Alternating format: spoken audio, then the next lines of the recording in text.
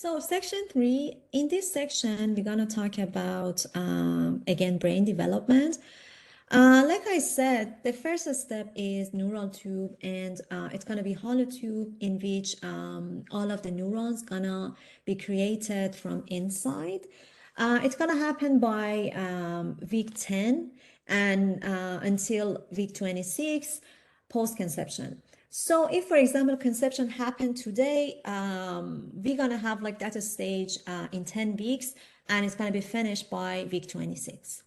Then comes cell migration. Okay, we had cells, but these cells need to go to their proper places. For example, occipital lobe, or for example, stem cell, or like another location. So this process of like migration gonna happen 7 months in gestation.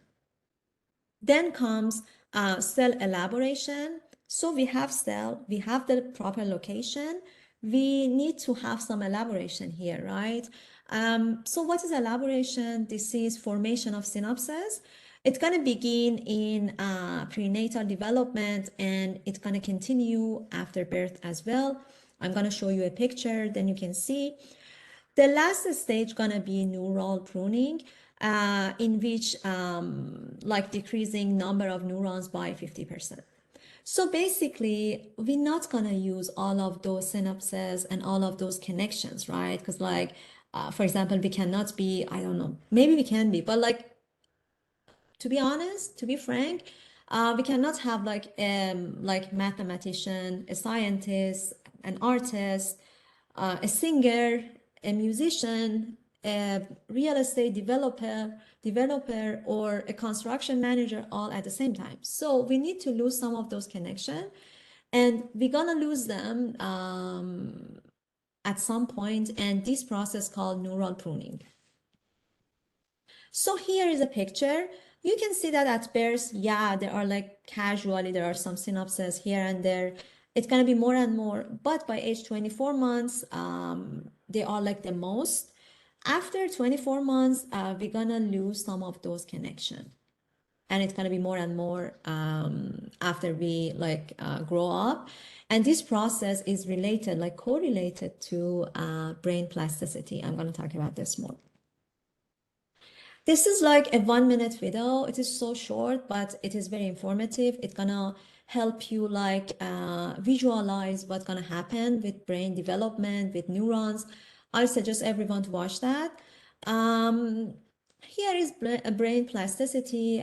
This is the capacity of the brain to be affected by the environment.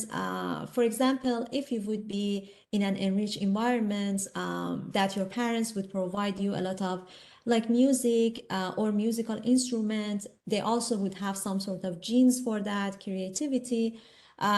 You probably can be a musician if you would be interested in that kind of topic. But it might happen like you have to be exposed to that kind of environment early in your life, right?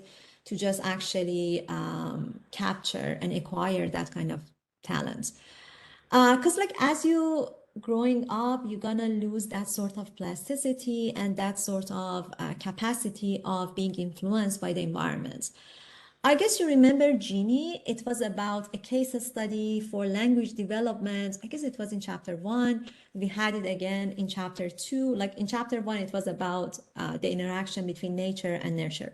Chapter 2, it was about a case study. Like whenever I was just talking about case study, I said about Genie. So now here again, we have her for brain plasticity.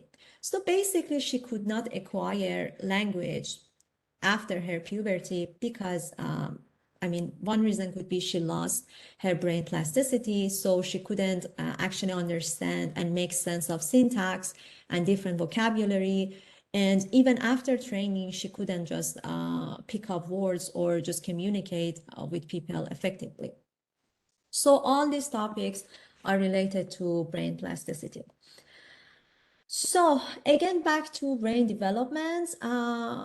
We have two important terms here, but like before talking about them, we have to be mindful that primary motor skills are the first skill.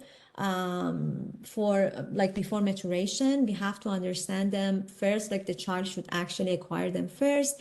And we have to just simulate their sensory areas to help them to just actually pick up primary motor skills.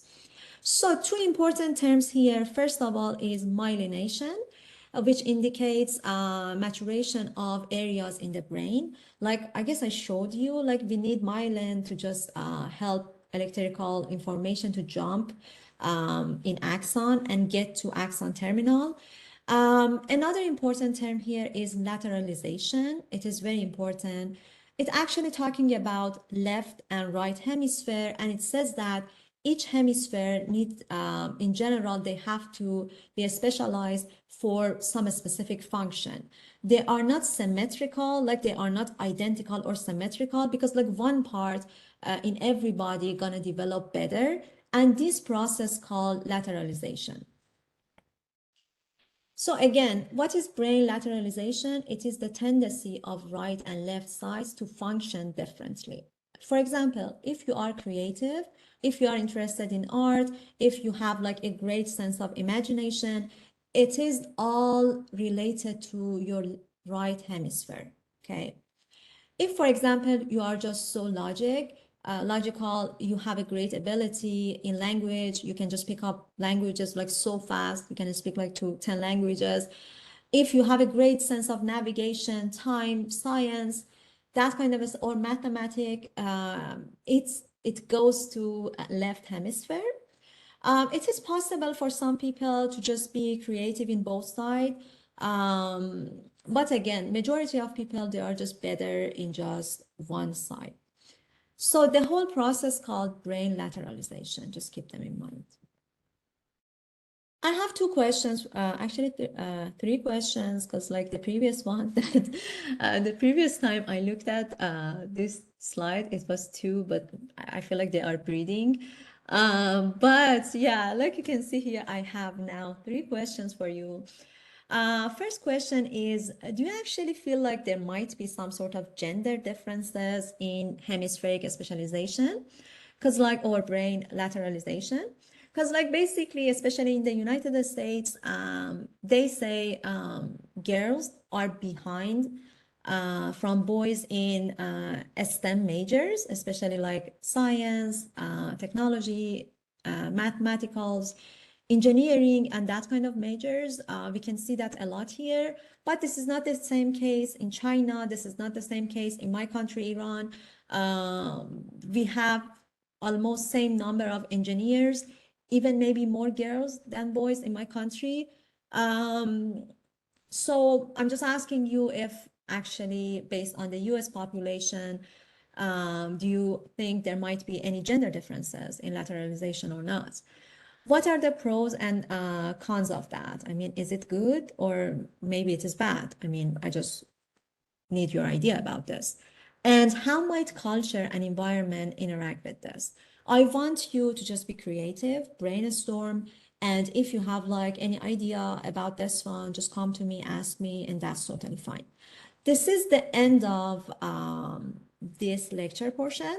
I'm gonna talk more about chapter 6 next week.